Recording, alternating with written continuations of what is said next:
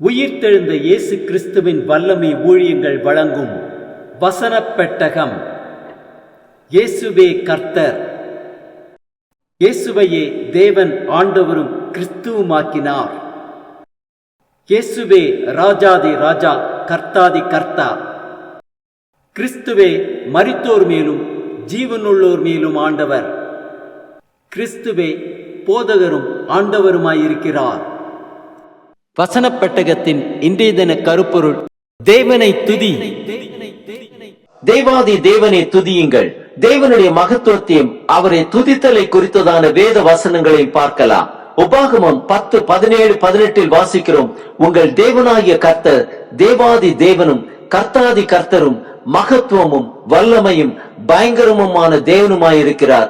அவர் பட்சபாதம் பண்ணுகிறவரும் அல்ல, பரிதானம் வாங்குகிறவரும் அல்ல. அவர் திக்கற்ற பிள்ளைகளுக்கும் விதவைக்கும் நியாயம் செய்கிறவரும், அந்நியன் மேல் அன்பு வைத்து அவனுக்கு அன்ன வஸ்திரம் கொடுக்கிறவருமாயிருக்கிறார். தானியேல் 2:47 வாசிக்கிறோம். ராஜா தானியேலை நோக்கி, நீ இந்த மறைப்பொருளை வெளிப்படுத்தினபடியினால் மெய்யாய் உங்கள் தேவனே தேவர்களுக்கு தேவனும் ராஜாக்களுக்கு ஆண்டவரும் மறைப்பொருளை வெளிப்படுத்துகிறவருமாய் இருக்கிறார் என்றான். சங்கீதம் 97:9 வாசிக்கிறோம்.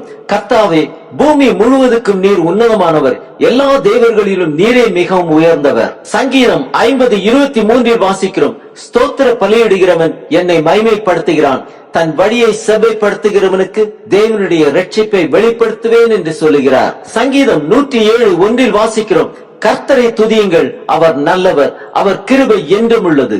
சங்கீதம் 95:2-3 வாசிக்கிறோம். துதித்தலுடனே அவர் சந்ததிக்கு முன்பாக வந்து சங்கீதங்களால் அவரை ஆர்ப்பரித்து பாடக்கடவும். கர்த்தரே மகா தேவனும் எல்லா தேவர்களுக்கும் மகாராஜனுமாயிருக்கிறார்.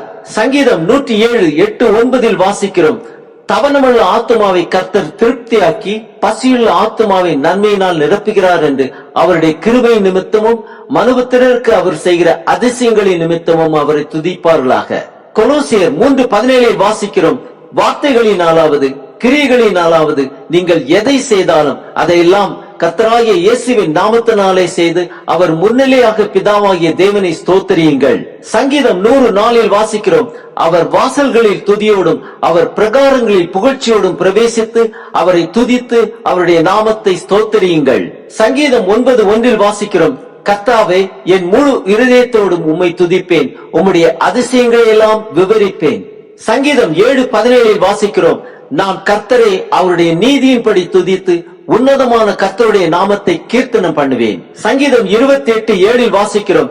கர்த்தர் என் பலனும் என் கேடகமுமாயிருக்கிறார், என் இருதயம் அவரை நம்பி இருந்தது, நான் சகாயம் பெற்றேன், ஆகையால் என் இருதயம் களி கூறுகிறது, என் பாட்டினால் அவரை துதிப்பேன். எபிரேயர் 13:15 வாசிக்கிறோம். ஆகையால் அவருடைய நாமத்தை துதிக்கும் உதடுகளின் கனியாகிய ஸ்தோத்திர பலியை அவர் மூலமாய் எப்பொழுதும் தேவனுக்கு செலுத்த கடவோம். 1 தெசலோனிக்கேயர் 5:18 வாசிக்கிறோம். எல்லாவற்றிலேயும் ஸ்தோத்திரம் செய்யுங்கள், அப்படி செய்வதே கிறிஸ்து இயேசுக்குள் உங்களை குறித்து தேவனுடைய சித்தமாயிருக்கிறது. ஆம், நம் தேவன் துதிக்கு பாத்திரர். உதடுகளின் கனியாகிய ஸ்தோத்திர பலியை இயேசு கிறிஸ்து மூலமாய் எப்பொழுதும் தேவனுக்கு செலுத்த கடவோம்.